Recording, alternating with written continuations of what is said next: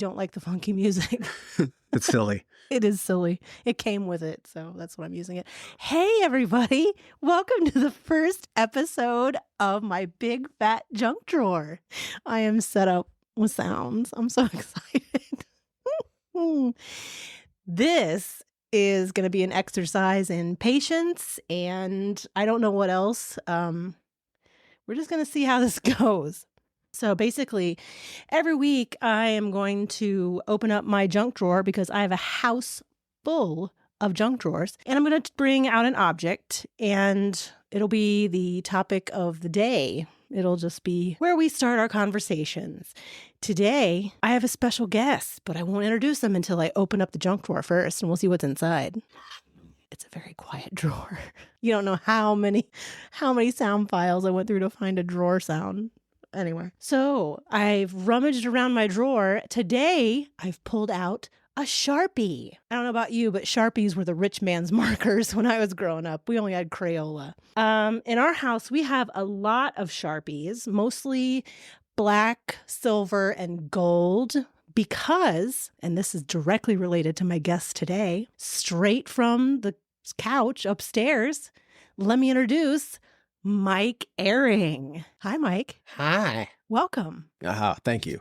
Make sure you're talking to the mic. Okay. Thanks for coming today. You're welcome. It was a tough drive. You gotta get down in there. Okay. I still can't hear you. I don't understand why.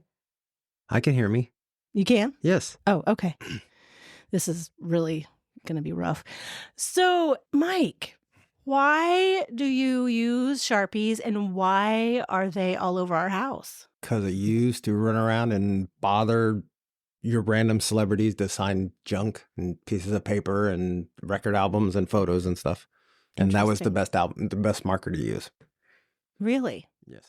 So when did you start getting autographs? Oh, goodness. Let's get into it. All right. Well, I would probably say with my dad took me to like some minor league baseball game somewhere and said we could probably ask those players for autographs to sign your cards. And that's kind of how it got started. Okay. Who was the first person you ever went to get an autograph for? The first one I remember was Raleigh Fingers and Dennis Eckersley playing in like some old timers baseball game. That sounds very old timey. Yeah. His name was Fingers, really? Yeah, Raleigh Fingers was a baseball player who retired when I was like 5. Nice. I was probably like 12 getting him, so. Excellent. Now, did your dad get you into autographs? Yeah, I mean, he was the one that took me and said that we could probably get some autographs, but yeah, he was pretty much the one. And then as I got into high school, I ran into this dude, Kevin, who did it a lot, and he started taking me around to go do stuff when I couldn't go with my dad. So we rode the bus to places in Mesa, and even though I lived in Phoenix, I wasn't old enough to drive. Awesome. I feel like baseball is the thing that boys always want to do is get autographs or get balls signed or whatever. So I think it's the number one sport for boys, period. Like Is it? If you talk to any baseball player, even now, they're like, that's the one sport that everyone has at least tried. That makes sense. Makes sense to me. All right. So you grow up mainly athletics, right? Yes. The autographs. Yeah. So when did it break into the celebrity part of it? Probably as I got a little bit older and after I got like what were basically all the stars of sports in Arizona, I started doing like rock bands in Arizona. And I don't remember quite who the first rock band would have been. Well, actually I do. It would have been Nirvana. Oh, wow. Yeah, that was the first rock band that I like left my house with a purpose to go get them. I had actually gotten U2 while I was waiting in Las Vegas for a fight. I want to say it was at Evander Holyfield fight. And the guys from U2 were all walking through the hotel lobby. So all I got them on was paper. So Nirvana was like the first ones that I left the house for. Wow. Do you still have autographs from them in Yeah, your possession? Yeah, I still have the one signed Spin magazine cover. And the only reason why I have that is because no one would buy it just signed by Kurt. And then when he passed away, I still couldn't sell it just signed by Kurt. So I went and got the other two guys on it and then just never let anyone touch it after that. Yeah, no one's touching that. I'll tell you that right now. That's pretty cool. So were they nice? They were all nice at the time, yeah. Yeah. Yeah, they were all really cool. Like back then, that was pre eBay, so everybody was nice. Once you started getting into eBay, you started seeing people like, oh, they're just going to sell this on eBay, which wasn't even a thing for me for like a good 4 or 5 years after eBay had already kicked off and started making people real money. Yeah. So is it the thrill of the getting it, or is it the thrill of meeting these people, or what really drove it for you? It might be kind of a combination of both. Like it was kind of cool to do sports because I could go home after the game or after getting the autographs and watch the game, or I could sit at the game and like, oh yeah, I got that person. I got Sean Kemp to sign this. I got Kevin Johnson to sign this. There was a number of times when I was like trying to get the Phoenix Suns in Arizona. Kevin Johnson gave me and my friend tickets, so we went to tons of games for free. So that was kind of the thrill for that. As I got a little bit older, it would kind of be the same thing. Like I would go meet a band and then go see the concert. And I don't know why it intensified it a little bit, but it kind of did. It just became a thing with my group of friends to go to the concert. And then after the concert, wait around for autographs. So that's kind of how that became. You started with bands, and then you kind of went into the film and television part of it. Yeah, I mean, we went to California a lot anyway, and I met these guys in Arizona that worked on like films and commercials and stuff. So we went to California a lot for celebrity stuff. I wasn't into it at first. Like I thought it was kind of cool to get like Sam Jackson or something like that, but that wasn't my thing at all. And when I started working like in films and commercials and television shows and stuff like that, I never asked any of those people for anything. Like my friends, like the only autograph I ever got on a film set, the set itself, was Mike Tyson. And that was because the production company made me drive around all over town buying all the boxing gloves they could get at any sporting goods store and then bring them to Mike and have him sign them after he was done shooting that day. Oh, wow. They did that? Yeah, they did that. I didn't do that at all. Like they didn't want any names on them or anything like that. They just wanted Mike to sign them. And by the third day, Mike was so irritated with me, I thought I was going to get beaten up. Yeah, because usually they're really adamant about not bothering the talent. Oh, right? yeah. It was the first commercials. Mike Tyson did a series of commercials right after he got out of jail. After the Pete McNeely fight, it was the next fight after that he'd moved over from HBO boxing to Showtime boxing. So all those people that work for Showtime had never seen him before, and they weren't going to approach him for autographs. And I have found that with a lot on like sets and stuff like that. The higher up people want stuff signed, but they don't want to ask them themselves. So they get someone who's down at the low end of the totem pole. And like that Mike Tyson thing, I was a production assistant. I was making like $85 a day, and I probably had him sign like 200 or 300 gloves. Yikes. I went to every sporting goods store in town: Phoenix, Mesa, Ahwatukee, Chandler. I went anywhere. Like I was starting to make phone calls to places that were like within 2 hours of where we were shooting. I didn't do anything else the first 3 or 5 days of that shoot. That was buy your job. boxing gloves. That's it. That's it. The first day when we weren't on set and there was no mic, I was already buying gloves. I was doing some of their running around. They're like, oh, well, you're going to Mesa too? Well, go stop at this store and see if they've got boxing gloves. And I buy like 3 pairs because that's all they had. And then I would bring them back. And then some of them had like the logoing in the wrong spot. And they didn't want those gloves. They wanted the ones that looked like the ones Mike fought with. It was horrible. So who's getting all those gloves? Those producers. Seriously. Absolutely. They just get them for themselves and family or whatever. I don't know what they do. It was around the same time that Sammy Sosa and Mark McGwire's home run thing went on. And what was that, 97? No. It was earlier than that. But when they had their home run thing, that off season, we did a commercial shoot with Sammy Sosa for 3 days. And the Japanese production company, it was a water company. I can't remember the name. It was a water company, came in, and I'm not even kidding when I say they brought 52 dozen bats in boxes. Sammy Sosa signed so much stuff for them that his agent was with them telling them he should be charging them more money to have him sign all this stuff. He was done shooting after a 3-day shoot, and then he spent 3.5 hours signing autographs for them. And we didn't get any of that stuff. And then there's always like the people on the side, like the sound person or the person that brings props or something like that slyly go over and hand him like a baseball and get him to sign that. I saw that a lot. My friends that got me in the film business always asked me why I didn't ask them for autographs. I'm like, because it's a different job. That's kind of the way I felt about it anyway. But they would always ask for stuff, and I would come home with nothing. I'd have like a picture maybe that I took. But other than that, I didn't get any autographs while I was on a set. Yeah. Well, I know you have a lot of stories about you were a driver too at times, I right? You did. drove some people. I did. I even ended up driving Sammy Sosa on that job, back and forth from the airport. And then he stayed at a house. And then the house became where they had spring training. He stayed at that house then. And then I actually had the guy that got me in the autographs in the first place, Kevin, was Sammy Sosa's driver during spring training. Nice. As odd as that becomes. But yeah, Kevin got me into doing like Bat Boy stuff with teams. And that's probably how he ended up meeting Sammy Sosa and getting that driver job in the first place. Very cool. Because he didn't work with us. He didn't do any of the film stuff. So are autographs a lucrative business? Can you like make money? There's people that do. We made pretty good money when I lived in California, but then that would be like you could be working 7-8 days in a row, not take any days off. There were guys out there that seemed like they were broke as a joke, and they were out like 7 days a week. They'd be out asking for autographs on Christmas if they could. They'd be out on Thanksgiving. I remember all those guys telling us they got Al Pacino at Spago one night on Thanksgiving. That's crazy.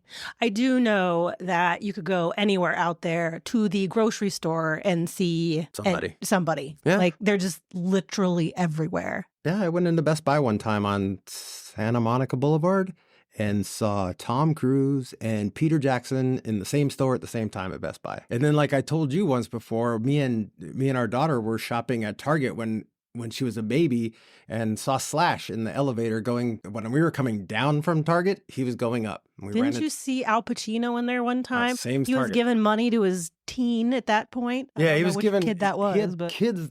I don't remember how many kids there were, but they were all running up to him and go, "Daddy, Daddy, can I buy this?" And he Of was course. and he was seriously sitting in the what is it that place where they have like a restaurant in Target where you could buy like icy drinks and Oh, stuff yeah, like yeah, that. yeah. He was sitting in that place drinking a coffee, telling him, "I told you could have whatever you want. Just go get it, and then we'll go buy it at the end." And he wasn't giving them cash or nothing like that, just telling them, "Don't come bug me." That's like the 5 and dime store for Al Pacino. I know. It's so funny. Well, then you and I were driving one day to get something to eat, and I saw, who was it on the corner? I always forget who. Oh, yeah, Andy Garcia. Andy Garcia. Oh, and my we were God. eating at the same restaurant. I never would recognize people ever. Like we would go someplace and be like, "Hey, that's so and so." Like they do not look like what they look like. Let me tell you, Andy Garcia was camera ready. He looks exactly like Andy Garcia. Meow. Funniest part about all that was he was wearing like a white suit top with white pants. Like he needed to be noticed for some dumb reason. Oh yeah, and they were at that restaurant. Yeah, There's like a restaurant on the corner. Yeah, we were going to the same Italian restaurant. And Yeah. It's like the low end, like Italian restaurant, Los Feliz. It's like, I know, it was pretty funny. yeah, that was a place they give you pizza for instead of breadsticks. So funny. Now, I did go a few times with you to get autographs when I met you. I personally did not care for it unless it was for certain people like Christian Bale or like Johnny Depp, something like that. Somebody that I wanted to meet, I would go, but I usually wouldn't.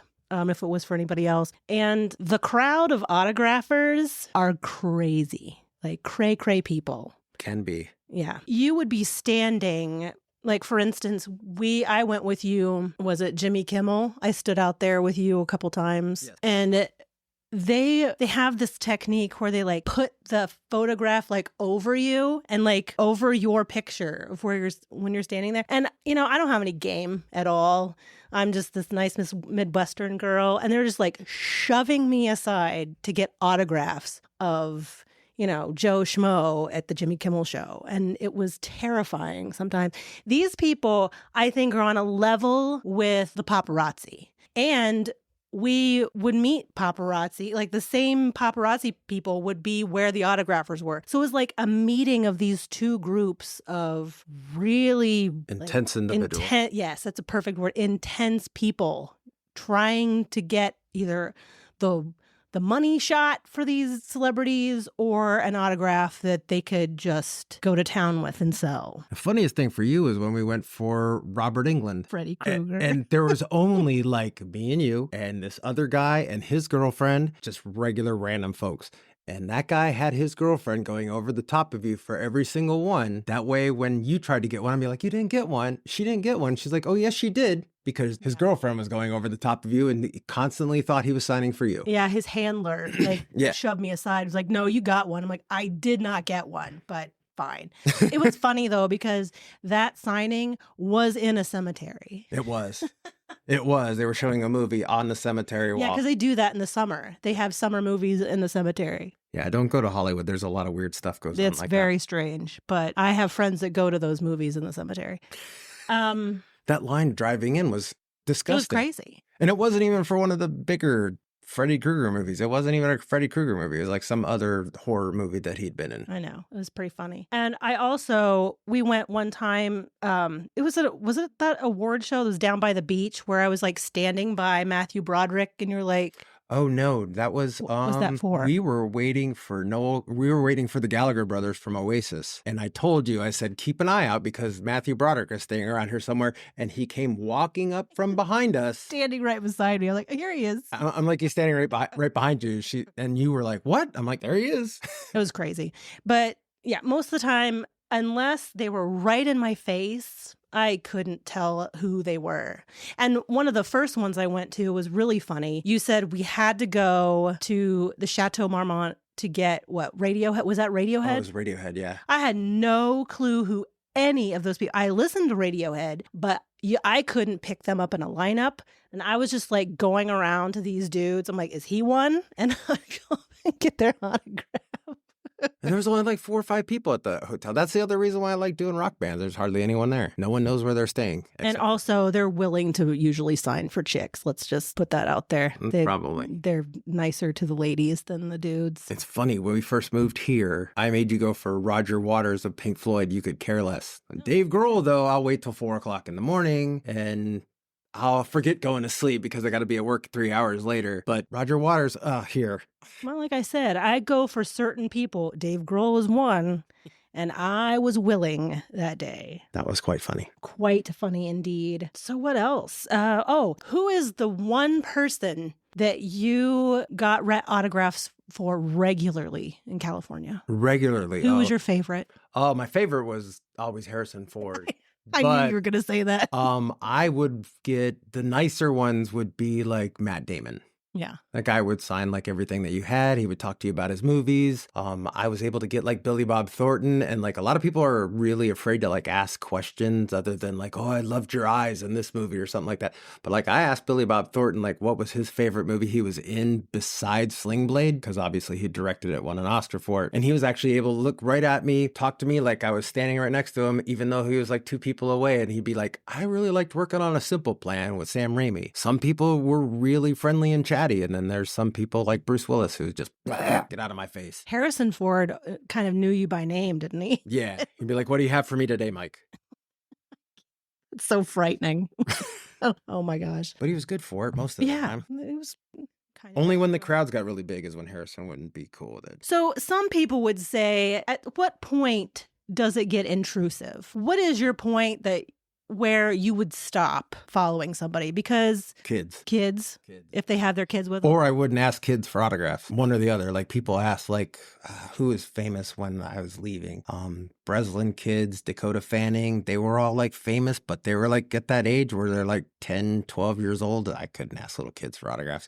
Yeah. And like celebrities that were with their kids, like if I saw them at the movie theater or something like that, I couldn't do it. Yeah, because some of those people are super relentless and they will go after they don't care. Anybody. They don't care. No, some of them don't care. Yeah. And I would be willing to bet that a lot of people think I didn't care either, but I know that I didn't ask children for autographs. And I know that like I saw Harrison Ford on Father's Day and he is holding hands with his daughter. He knows who I am.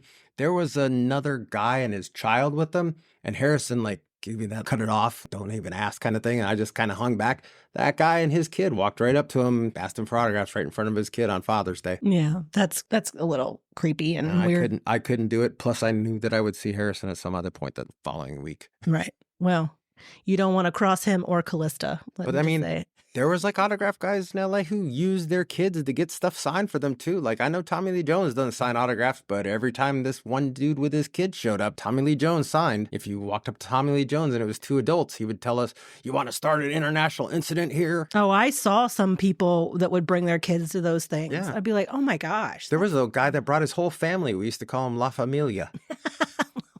They do all have nicknames, don't Yes, they? they all have nicknames. My There was gosh. Crackhead and Cheesecake, and Oh, man. there was a guy that we called Dumb Shit, no kidding. And when he would introduce himself to people, when he first met them, he would say, "Oh, these guys call me DS." Why would you even admit to that? They're a weird bunch. They are. They're a strange lot. I mean, at least Crackhead got his nickname because he sold his stuff for crackhead prices. Hmm.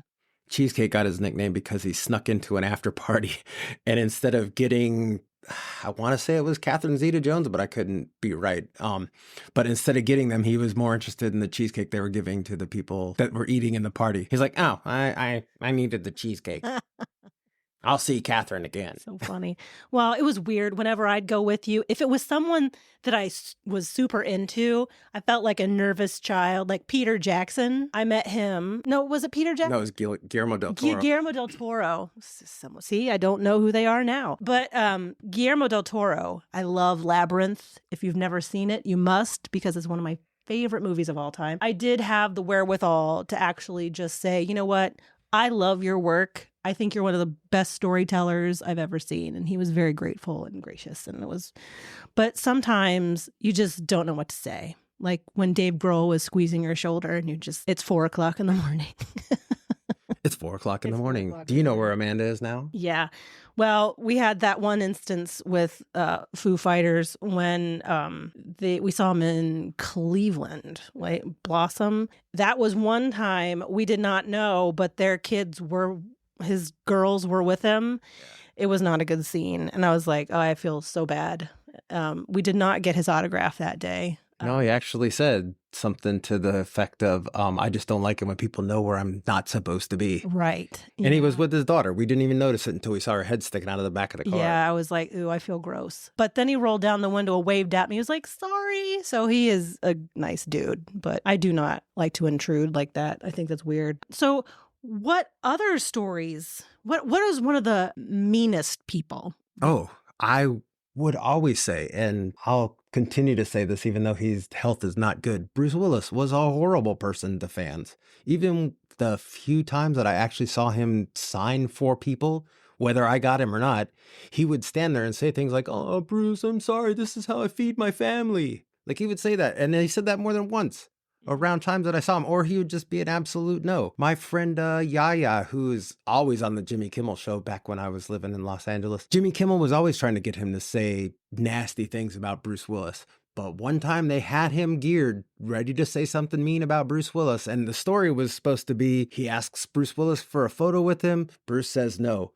Then he asked Bruce at a different thing. Bruce says no again.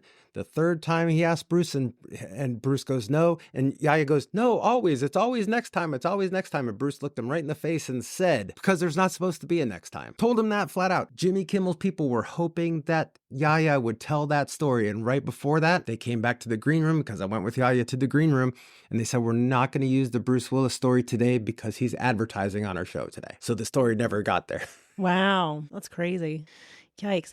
Who was the strangest celebrity that you've ever gotten? I have one that you've gotten, the Dalai Lama. You think that's strange? Yeah, because when would you be... First of all, the Dalai Lama signs autographs, apparently.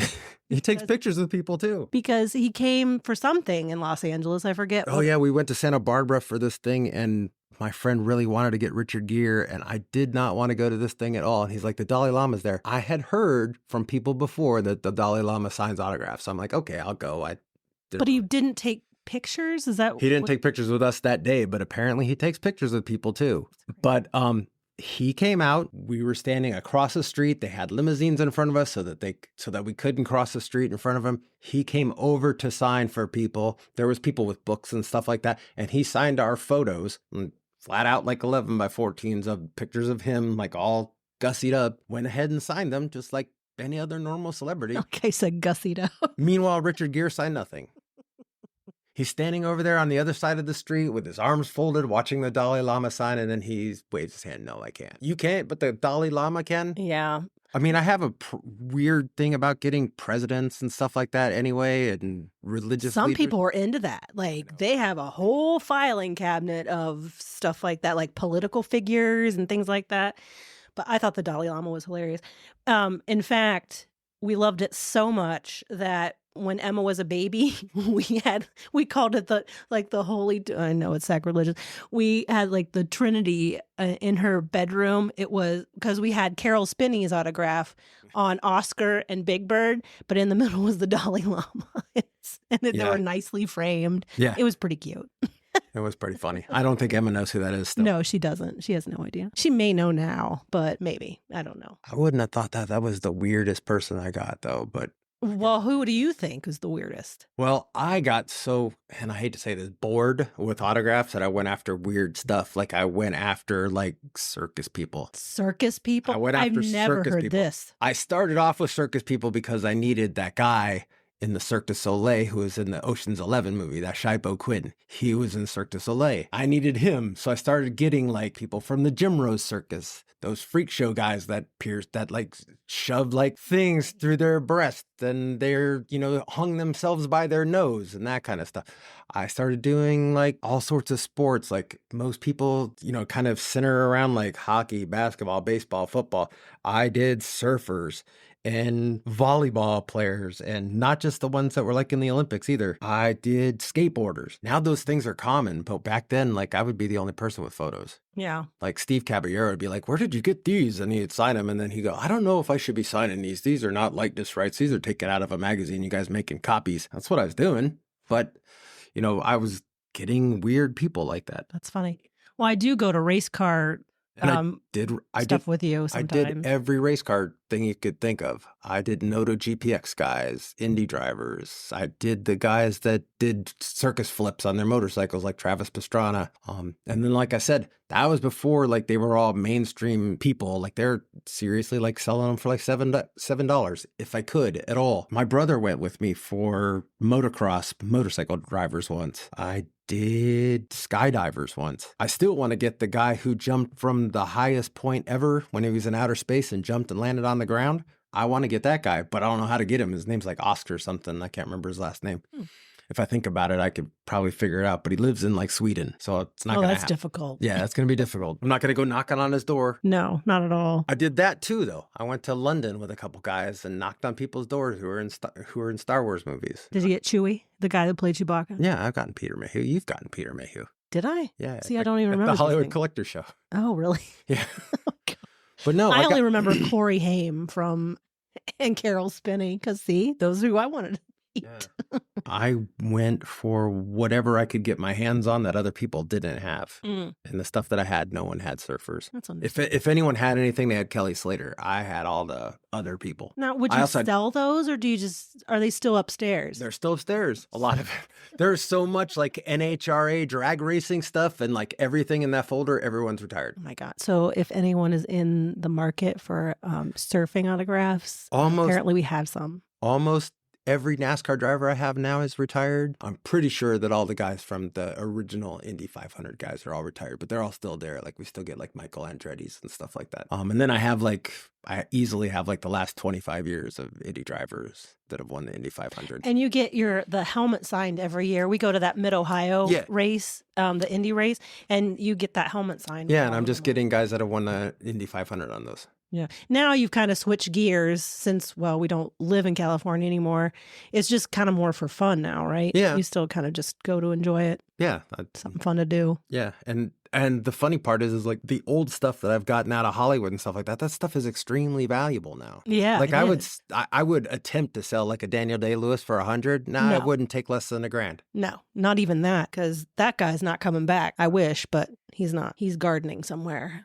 But like that Nirvana thing that's still sitting up there, we've turned down $10,000 for it. Mm-hmm. Yeah, no, I have. And I've seen people that use like the authentication route, and they're getting like $16,000 and $17,000 for like 8x10. That's crazy what people will buy. And I don't know where people have that kind of money. I don't either. They're just I don't throwing know where around. they get that from. Well, and now like the economy, that drives it. If no one's buying it, then why bother? Well, at Right. first, right after COVID, all those people had money. Like there's people that were still working Right. that also Yeah. had like the extra $3,300 they got from COVID, and they weren't spending it going, because nowadays, like every celebrity you could think of is doing some sort of private signing or signing at like a Comic-Con or something like that. They're all over the place. That didn't used to be a thing at all. Like there was the Hollywood Collector Show and there was the Chiller Theater Show in New York, and they were all like washed up people that you haven't seen in anything in like 20 years. Oh, yeah. They were all like the last guy who's the last munchkin alive. And Sam Or- Jones from Flash, Gordon. Or that one, the little girl that every time a bell rings, Yeah. tick, I got it from my mom because she loves that movie. And like those people are, it's so ingrained in them that they need to tell a story with the photos that they're selling and stuff like that. It's almost like they're selling an experience. But now, like, it's just like rushing through the lines, like going to a baseball card show now. It Now- is. Now you see, like, I mean, I felt real dumb about it, but like Rosario Dawson getting like $125, and now it's like $175. Hmm. She was very nice though. And actually, we go to those things if it's in Columbus and if there's somebody that you need, like you need to finish a poster or whatever, we'll go. But now it's like we'll take Emma because she finds it enjoyable because there's like anime and comics and all kinds of stuff. They have Pokemon stuff. We go for that. But I just go because it's just so funny to see some of those people that you're like, oh my gosh, I used to watch that show.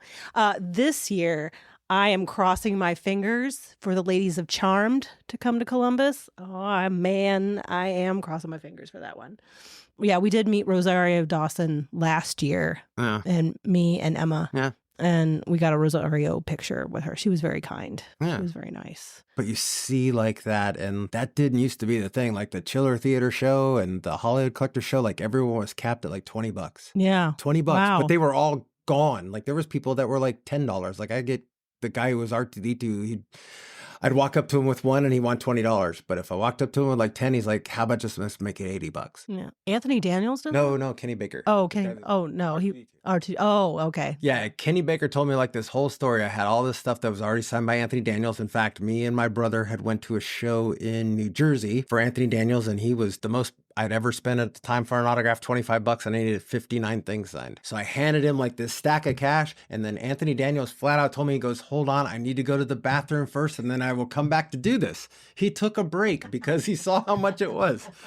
Even though Did he come back? Yeah, he came back, but it was a huge stack of cash. So now I've got like half of this stuff needs Kenny Baker. He's doing the collector show in California. I go for him there. I hand him like the first couple things because he sees that I have a bunch. And like I said, he would knock it down to like $8 a piece. But he'd start seeing the stuff that was signed by Anthony Daniels. Then all of a sudden, him and his wife are getting like completely agitated. And his wife's like shaking. She's so angry. And then Kenny Baker looks at me and like taps me on the chest. He's like, if I was your size, I'd have beat that old man to death. I was like, what? Like it took me by surprise. He's like, I would have beat him to death. He's like, me and him got into this thing in Tennessee, and you have no idea. I'm too small to be fighting Anthony Daniels, even though I probably could take him. Now you've got to think Kenny Baker is the guy that's in the R2D2 suit. So he's like 4'7" maybe. Anthony Daniels is a grown human being, maybe old, maybe fragile, but you've got a little person telling you that he could probably take him, but he'd also have to leave his feet to hit him in the face. But he sat there and told me like this whole story about how they got into it and about how Anthony told him that he's charging too little for his autograph. I'm sorry, I know the pun is right there. But you're charging too little and you're making my stuff not valuable. And like, that was the whole conversation is that somehow Kenny Baker was devaluing his autograph, which Anthony Daniels now charges like $135 an autograph at shows. Oh, yeah. I wouldn't even go any longer. Like me and Amanda went to a show in Pittsburgh to get him on something, and I can't remember what it was, but he was already $35. And then the next time I saw it, it was $75. Now it's like none of the original Star Wars casts that are still alive, any of them, none of them are less than $100. Yeah. It's a lot. It's a lot of money to go to those things. Yeah. And then there was a Star Wars convention when I lived in Phoenix, and all those people were like $5. Anthony Daniels. 500? $5. Oh, $5. $5 for Anthony Daniels and David Prowse, who's in who's in the Darth Vader suit, and Kenny Baker. Like every one of them, Kenny Baker was like $3. And I didn't even know that it had so little publicity. I didn't even know what happened. I just had another friend tell me, it's like, oh, all these Star Wars people are like $5. Then you can get all the hard ones like Mark Hamill when you go to California. Talk about valuable. Those, I mean, most of them are, a lot of them are gone now. So that's crazy. And now Harrison Ford does do signings, but he gives away the money to his Greenpeace charity, and it's $1,200 an autograph from him. And Mark Hamill says he won't do it anymore. Yeah, right? Mark Hamill did like what he says was his last show a month or so ago, and he's doing a signing with someone else, and I think it was like $750. Wow, that's crazy. And That's a people- lot of money. And people are paying it like crazy. I Like, wouldn't- It's not enough for these people. I remember the first show, like we tried to throw money at Mark Hamill for years. I'd be like, Mark, I could pay you. I just need 100 things signed, something like that. He'd be like, no. I'm like, and every time I'd talk to him, my price would go up a little bit, and I'd see him quite often. Be like, how about $30 an autograph? How about $55 an autograph? How about I just make it worth $50,000 for you? He always said no. Harrison Ford was the same way. He would always say, no, I don't charge for my autograph. But then he found a way to make money for a charity. But Mark would flat out say no all the time. Then I went to San Diego Comic-Con one year. It wasn't advertised or anything like that. And there's Mark Hamill signing autographs at a table is $82 an autograph. I went up to him. I asked him about that. And he goes, there comes a point where they throw so much money at you, you're an idiot to say no. Yeah. Well, now it seems like a lot of celebrities are going that route. They're more into like going to those Comic-Con things and just making the money. And in a weekend, you can make a lot of money and then get out, and it's easy. The stories I had read was that some of them were doing it because of the strike and the COVID and Oh, like yeah. all that going back to back, like they weren't bringing in any money at all. Residuals pay nothing. But at the same time, like I do think that they're like, they end up taking away the money from the people that aren't really big stars because everyone spends their $400 on Mark Hamill, whereas like you could have gotten, and I'll just say it like this, an entire Clerks 2 poster started and completed for less than what Mark Hamill's charging for one autograph. Yeah. And then like those people, like Marilyn Gelati and Jeff Anderson, Brian O'Halloran, they could probably use the money where Mark Hamill don't really need it. Yeah, that's true. But at too. the same time, like Mark Hamill's got to pay for that house in Malibu. The little shanty. Yeah. That tiny little place in that walled off gated community they live in. Man, those shows that I used to go with you to, in Burbank, there were some gems there. Like I met Corey Haim there. That was like a teen girl's fantasy come true. I felt bad because I just vomited on him about how we used to watch his movies at slumber parties, and it was very sad on my part. But my best story out of those was not even autograph related. It was, we were leaving. You were talking to someone, like, I'm just going to go outside and stand outside. A car pulls up, the door slams open, and out jumps Mickey Rooney.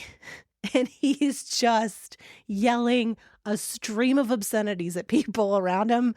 I'm like, this is exactly who I thought Mickey Rooney would be. And he did not disappoint because he screamed at people all the way inside. And then you came out like, you just missed the best thing in the world. I am done for the day. This was the pinnacle for me, was seeing Mickey Rooney just blast the people around him. Like he was still a star. That would have been awesome if you had a camera phone. I know, but yeah, my phone back then was real. Was that like a flip phone with? Yeah, it was one of those flippy type phones. Remember, I had a BlackBerry and it didn't even take pictures. I know. It was Like not bad. at one, not a single photo. I Yeah. could have took I think I could have took audio, but not video. Yeah. Well, and that's another thing you do when you get autographs. You have to make sure you get a picture, right? Because a lot of people want to make sure it's legitimate, and that's one way to do it. Is that It used to be. I mean, now it doesn't? well, from what I've seen, like people post a picture of them signing one thing and then saying this is what they signed for me, but it's not a picture of them signing that one thing. If they were signing something completely different. I never understand how Funko Pops became such a big thing. Yeah, it is. But it's not only a big thing with like people just collecting the little square toys for adults, I guess, but now it's a thing where everyone's getting like the windows signed, and then people are not even like buying the Funko Pop any longer. They're just getting like windows. I think you can just buy the windows and then put them in there later, and they're just like gluing them in. So there's guys that are going to things with like 5 or 6 windows sitting on a big, huge piece of cardboard. And a dude, like I just saw Viggo Mortensen signing like 3 or 4 of them for the same person. No problem. And then they're charging like an astronomical amount of money for a Funko Pop, more than a photograph or anything like that. Those things are huge. They're like 4 inches by 4 inches by 4 inches deep. They would take up so much wall space. Yeah. I don't know where that became a thing. I mean, I remember people were getting toys when I was coming up. Sports guys, people got like the starting lineup dolls signed, and then they started getting like McFarlane toys. Kind of made sense to me, but at the same time, like the autograph kind of invades the space of the toy itself, I guess. I guess toys just aren't for me, but Funko Pops is Yeah, they are for some disgusting. people. So a lot of people like those action figures or Funko Yeah. Pops or all that stuff. But yeah, that's just not. And now with digital printing or 3D printing and stuff like that, people are making fake guns. People are making helmets from like Star Wars helmets, but they're not licensed by Star Wars or anything like that. They're not licensed by Lucasfilm or Disney or anything like that. Or they're making helmets before that person's helmet actually comes out on the market in like a Star Wars licensed product. Like there's no Moff Gideon Giancarlo Esposito helmet out there. Mm-hmm. So people are making them at home. He was a scary dude to me when I met Giancarlo. That was pretty funny. I was so nervous. He just gives off that scary vibe. He was nice, but I just was very frightened of him. I think you told him that too. I think I might have. So what is one celebrity that you've never gotten that is still alive? Oh, that's tougher. But you would still want that you've never gotten? I don't know. It's going to be newer people like that I've never got. They weren't celebrities when we left California, like the dude who's the new Spider-Man guy, Tom Holland. Oh, yeah. They weren't even in things when we left Hollywood. So those would be the kind of people like that Zendaya, I never got. Yeah, Timothy Chalamet, those people now. Yeah. But at the same time, like I used to tell people this then. Like there was a girl who came out with her mom all the time. She was probably like 17 years old. And I'd say this is like a never ending cycle. Like as soon as you like think you've got everybody, all of a sudden a new slew of celebrities come out and now you got to go get all those people. And you could be doing this forever. Yeah. And I always say it looks a little weird. And I've seen people like this when I used to go out with you sometimes. It gets really weird when you're in like your 50s, 60s, 70s and you're going to get autographs for these 18 to 20-year-olds. And it looks, to me, it looks a little weird. Yeah. The thing that turned me off from autographs, obviously, other than we left like right after Michael Jackson died. Yeah. But the thing that was turning me off is that the stuff that was more popular that would sell if you were going to sell it or whatever were reality star people. Oh, that's who I would get. Oh my God. Give me a Vanderpump Rules autograph any day. I'm there. That bothered me that like everyone would like, I had a booth at a showcase that was twice a week. And the only request I would be getting was for Kat Von D. Oh yeah. Paris Hilton, which she signed a lot. So I saw her a lot. And the Kardashian people. Ugh, I wouldn't go. Obviously, like at that same time was like Twilight people, which I wouldn't even ask those people for autographs. Stuff like that. But the bulk of it was like people that were on reality shows, like the dude who ran Survivor. Oh, yeah. I remember being in California when that first Survivor ended, and my friends drugged me to the after party for these people.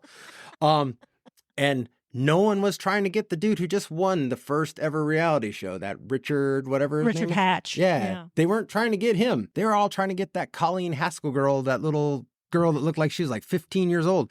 And I hate to tell you what they were actually getting signed. They were yanking leaves off of the big, huge bushes out in front of the restaurant and getting the leaves signed. I can't even imagine those things survived. I saw a guy get Colleen Haskell on one of those leaves, followed him on eBay, and that thing went for over $500. That's nuts. I mean, there's always someone will buy whatever, I guess. I don't know. I mean, when I was into sports, the weirdest request I got was some guy asked me to get Magic Johnson on a jockstrap. That is weird. That was the weirdest request I got. I knew a photographer who took pictures of Prince while he was walking around in Los Angeles. Prince had his bodyguard beat that guy up, broke both of his arms, took his camera. That guy sued Prince for so much money that the next time I saw that guy, he had a bright yellow Lamborghini, said, "Thanks, Prince," on the license plate. And he was at a charity auction buying up everything. That's wild. So I also knew the guy that Tommy Lee chucked in the parking lot, the one that you saw on TV all the time. Tommy Lee picked on the smallest guy possible to throw. That dude was 4 inches away from being a little person. I still see him on my Facebook. He got nothing out of that. Tommy Lee, there was like 9 photographers outside that Viper room that night. He picked the smallest one and chucked them. Wow, that's crazy. Usually it's like the handler people that get really in your face and stuff. You don't really hear about celebrities doing it very much. Yeah. But and see, like those guys that got beat up by Kid Rock. Oh. Carlos and his buddies.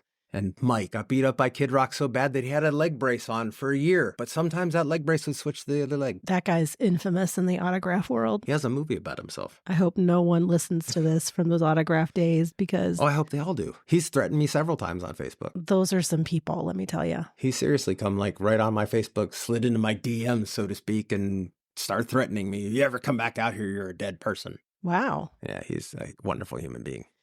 Yeah. So as you can see, this can bring out the worst in people.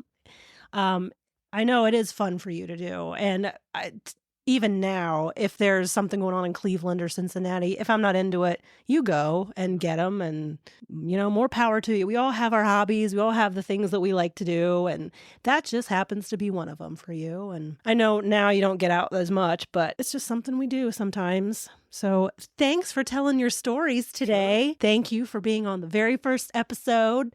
I hope this works out. If anyone out there is interested in chatting about your work or your hobbies or something from your junk drawer, you can email me at mybigfatjunkdrawer@gmail.com, mybigfatjunkdrawer@gmail.com. Send me an email and let's get together and chat. Until next time, bye.